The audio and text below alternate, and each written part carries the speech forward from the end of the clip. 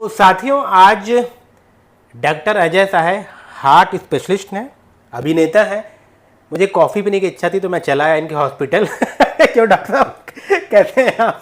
अच्छा हूँ, मैं बहुत अच्छा हूँ। अच्छा डॉक्टर साहब, एक चीज़ हमेशा मैं सोचता हूँ कि भाई जो डॉक्टरी पेशा जो है, ख़ास तौर पे जब हार्ट की बात होती है, बहुत तार्किक वाली बात हो जाती है, नपत वाला इलाज होता है उसमें। लेकिन जो अभिनय है वो एक भावनाओं का और कल्पनाशीलता का वो क्षेत्र है। तो ये एक तरफ तार्किकता, एक तरफ कल्पना कल्पना कैसे मतलब सामंजस्य बिठा पाते हैं आप दोनों जगह, ये बताइए तो। आपका सवाल बहुत कठिन है और उसका जवाब थोड़ा लंबा है। अगर आदेश करें तो मैं बताऊं।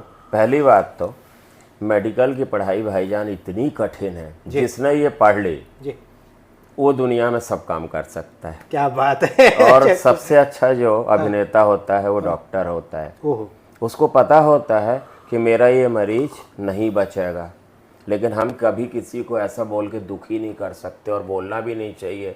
तो उसको हम आखिरी सांस तक कैसे खुश रखते हैं, कैसे मुगालते में रखते हैं, कैसे आशाओं और उम्मीदों की हम पुल बांध के रखते हैं, वो हमको पता है। तो अच्छा डॉक्टर एक अच्छा कलाकार होता है, तभी वो अच्छा डॉक्टर बन पाता है।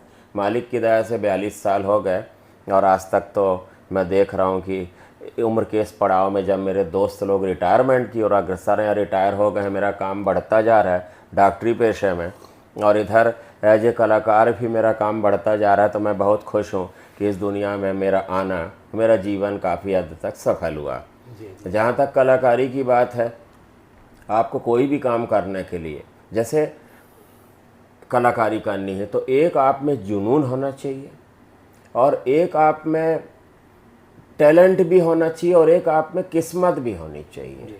बहुत सारे लोग हैं जो बहुत ही टैलेंटेड लोग हैं, लेकिन उनकी किस्मत साथ नहीं दे रही। और मुझे देखिए, ऐसे बताऊं लोगों को कि आप जैसे इतने महान जो पत्रकार हैं, जो मेरे आदर्श हैं, आज मेरे हिसाब से आप समय निकाल के अपनी दोपहर में अपनी अति व्यस्तता के सारे कार्यक्रम छोड़ के मेरा इंटरव्यू लेने आए हैं। तो यही मैंने ज़िंदगी में पाया।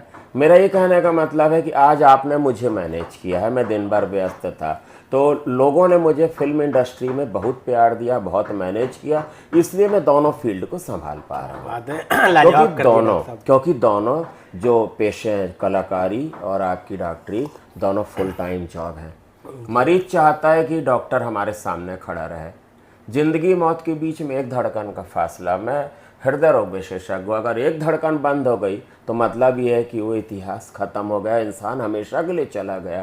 तो उसको भी जाने से रोकना है। और एक बार आपने मेकअप ले लिया, मैंने तो आपने देखा है कि बहुत सारे भांति भांति के किरदार निभाएं। अगर आपने मेकअप ले लिया और आप मेकअप में डूब गए, करैक्टर में उतर गए, तो फिर वापिस आ पाना मुश्किल होता है। तो ये दोनों का सामंजस्य बिठाना बहुत कठिन काम है, लेकिन मालिक की दया से सब अच्छा हो रहा है। बिल्कुल, चाय भी पीजिए आप। सब अच्छा हो रहा है। एक इसी से जुड़ा एक और सवाल बनता है कि भाई आप स्टेथोस्कोप से, क्या बोलते हैं उसको? स्टेथोस्कोप से। हाँ, स्टेथोस्कोप। उसके कोई सरल शब्द समझ नहीं आ रहा है। स्टेथोस्कोप। हाँ, आप उससे धड़कने नापते हैं और आप इधर जब अभिनय करते हैं तो क्या अभिनय के दौरान किसी इंसानी जज्बात की धड़कन को आप महसूस करते हैं अभिनय करते हुए? कभी ऐसा हुआ है? वास्तव में अच्छा कलाकार वही है जो जिंदगी में जैसा देखता है उसी को पर्दे पर उतारता है। मैंने भी बहुत सारी फिल्मों कहानियाँ लिखी, कई शॉर्ट फिल्मों का निर्देशन किया। बहुत सारे कलाकार मेरे पास भी आया करते थे, वो ओवर एक्टिंग करते थे और हम वो रिजेक्ट हो जाते थे। हमने कहा जो असलियत है वही पर्दे पे दिखानी है, तो उसके लिए कोई मेहनत नहीं करनी है। अभी हम लोग बात कर रहे हैं, हो सकता है किसी को बहुत अच्छी लग जाए, हो सकता है अच्छी ना लगे। उसी को मैं चिल्ला चिल्ला के जबरन तरह तरह की पोज बना के दूंगा तो कौन पसंद करेगा? तो जो ये किरदार हैं ये असलीपन मांगते हैं ये। अच्छा डॉक्टर साहब, अपनी जो छत्तीसगढ़ी फिल्म इंडस्ट्री है, हमने ये पाया है भाई कि इसकी दर्शक क्षमता अभी भी कम है। मैं समझता हूँ 3 से 7% लोग देखते हैं। उतनी पॉपुलैरिटी जितनी चाहिए उतनी हो नहीं पाती। और आपका जो पेशा है बहुत व्यस्ततम पेशा है, लेकिन बावजूद आप अपने पैशन पे ध्यान देते हैं, तो इस पर क्या कहेंगे आप? देखिए, 2 बातें मैं बताना चाहूँगा ताविर भाई। आपने कहा कुछ अप टू 2, 5, 7% लोग ही फिल्म देखते हैं।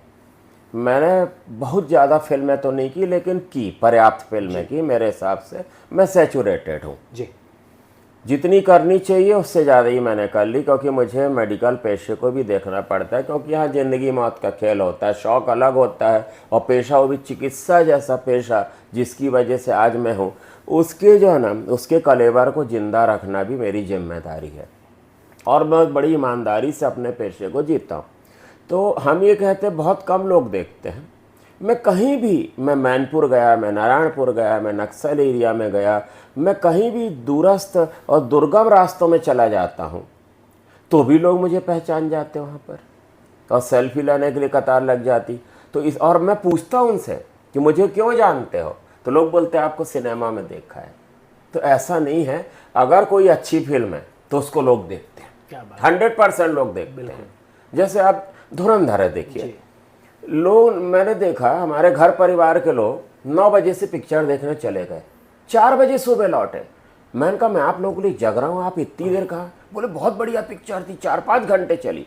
तो जब चीज़ अच्छी होती है तो लोग समय नहीं देखते, और अगर आप कुछ भी दिखाएंगे ना तो कोई नहीं देखेगा, और आपकी फिर लागत काम नहीं आती, आपने क्या किया है, आपने कैसा किया है, ये इंपॉर्टेंट होता है। और अगर कोई बहुत अच्छा, आप मेरे को एक चीज़ बताइए, सतीश जैन सर की फिल्म है, हर फिल्म सुपरहिट हो जाती है।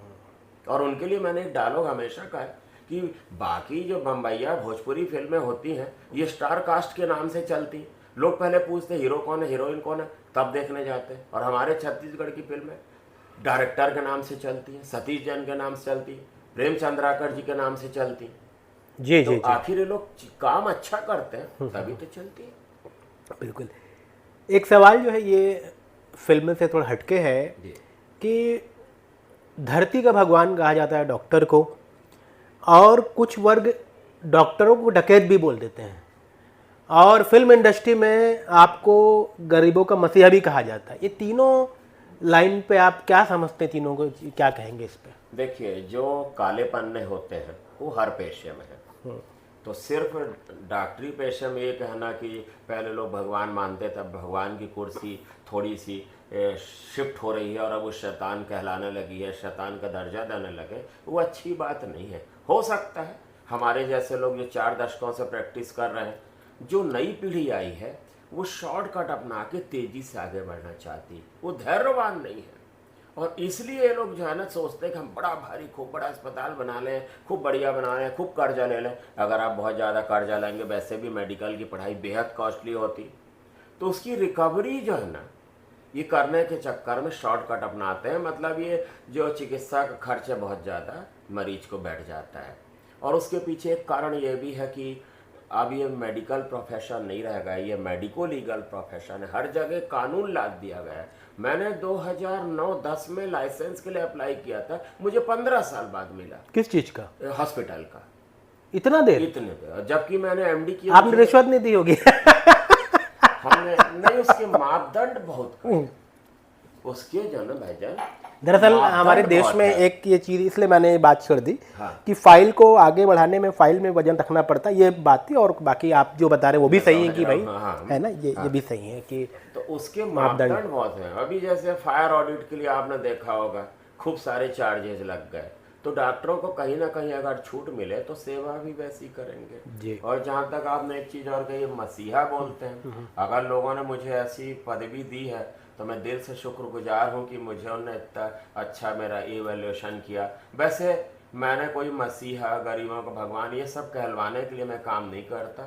मुझे मालूम है छोटी सी ज़िंदगी है, मुझे भगवान ने बहुत दिया है, और भगवान को मैंने देखा नहीं, उन्होंने दिया, मैं उनको किस रूप में लौटाऊं?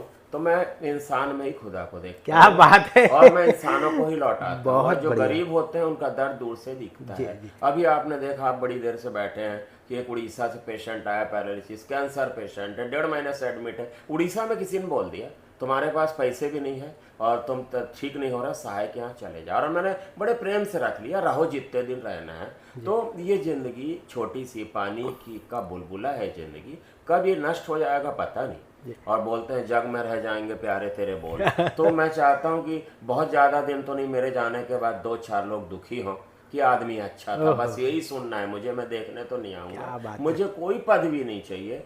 मेरे को भगवान ने बहुत दिया है, मैं उसको लौटाना चाहता हूँ। मैं अपना काम कर रहा हूँ, मैं किसी से डरता नहीं। जब मेरा मूड होता है, गाड़ियाँ खड़ी हैं, दवाइयाँ लेते हैं, हम हज़ारों रुपए की अपने खर्चे दवाइयाँ लेते हैं, कहीं भी जाके हम कैंप लगाते हैं, दीन दुखियों की हम सेवा करते हैं। लोग बोलते हैं आपका हॉस्पिटल कहाँ है? मैं बोलता हूँ कि मैं खुद आ जाऊँगा, मत आओ। अगर किसी ने बोल दिया कि मैं अपने हॉस्पिटल की पब्लिसिटी के लिए कैंप लगा रहा हूँ, तो मेरी आत्मा जो है ना बहुत रोएगी। मुझे कोई पब्लिसिटी नहीं, मैं कहता हूँ मैं फिर आपके पास आऊँगा। हम चाहते हैं कि लोगों की हम सेवा करें, एक इतने सुंदर संसार की स्थापना हो, हर कोई यहाँ कंफर्टेबल हो। जी ठीक, बहुत सारे लिमिटेशंस है, बहुत सारी परिस्थितियाँ, बहुत सारे कानून, लेकिन इन सब से हटके जो मैं कर सकता हूँ वो तो मुझे करना चाहिए, और मैं कर रहा हूँ। मैंने बहुत कोशिश की कि पेशे की गरिमा को ज़िंदगी में मैं हमेशा मेंटेन रखूँ, और शायद इसीलिए मुझे डॉक्टर ऑफ द ईयर का अवार्ड हमारी सबसे बड़ी संस्था इंडिया मेडिकल एसोसिएशन है, उसने मुझे अभी दिया। हालांकि मुझे कुछ नहीं चाहिए था, लोग मुझे पहचानते हैं, प्यार देते हैं, यही मेरे लिए बहुत बड़ी उपलब्धि है, बहुत बड़ी बात है। डॉक्टर साहब, हम इंटरव्यू के आखिरी पड़ाव पे पहुंच रहे हैं। कुछ हम आपके निजी जीवन के बारे में जानना चाहते हैं। हमने आपको फिल्मों में देखा, हमेशा आपको जवान ही देखा। अभी भी आप, चूँकि आपने जो बता दिया खुद ही कि 42 साल पेशे में हो गया, अगर उसको हम जोड़ें तो आप 60 प्लस के निकल रहे हैं। आपका निजी जीवन कैसा रहा? आपका शादी के बारे में बताइए, आपके बच्चे अगर हैं उनके बारे में बताइए, अगर कुछ बताना चाहें तो।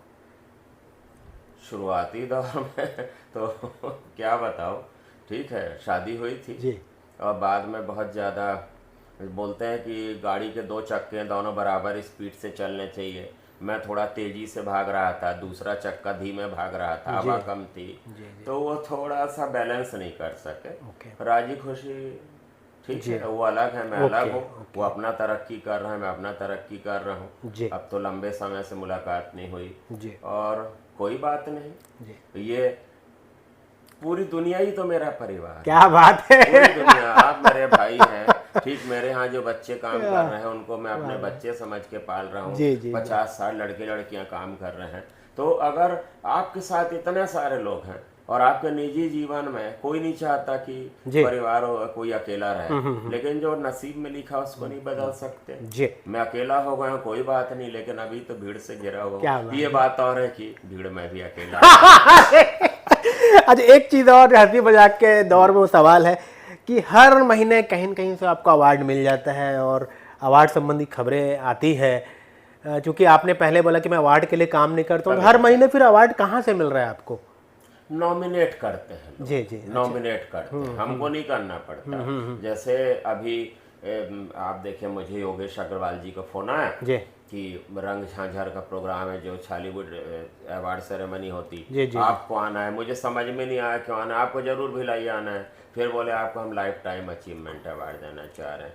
मैं उनका लाइफ टाइम अचीवमेंट अवार्ड देने का मतलब दी एंड में रहा, जबकि मेरी तो हर दिन नई शुरुआत होती, हर दिन मेरी जिंदगी नए सिरे से शुरुआत होती और मैं मेरा पुनर्जन्म होता है। बोले नहीं, हम आपको देंगे करके, आपने बहुत काम किया है। डॉक्टर ऑफ द ईयर के लिए लोगों ने खुद मेरा चयन किया, जबकि छत्तीसगढ़ में मेरे से अच्छे अच्छे बहुत सारे डॉक्टर हैं। लेकिन हर चीज़ देखी जाती है कि आप सोशल में कितना है, गरीबों के लिए कितना है, आप कितना सुदूर क्षेत्रों में काम करते हैं। और मैं एज ए प्रोफेसर पढ़ाने का भी काम करता हूँ, तो मेरे जो स्टूडेंट्स हैं सैकड़ों हैं, उनका थीसिस गाइड होता हूँ, तो उसके लिए मुझे पढ़ना भी बहुत पड़ता है। जो मैंने स्टूडेंट्स को तैयार किया, बड़े प्रैक्टिकल में पढ़ाया, वो आज सब अपने अपनी जगहों पे बहुत सफल है, वो मुझे बहुत मानते हैं। तो माउथ टू माउथ पब्लिसिटी होती है, लोग रिकमेंड करते हैं। अगर कोई बुला के सम्मानित कर रहा है तो मुझे तो जाना होगा, ये मेरे लिए बहुत बड़ी बात है।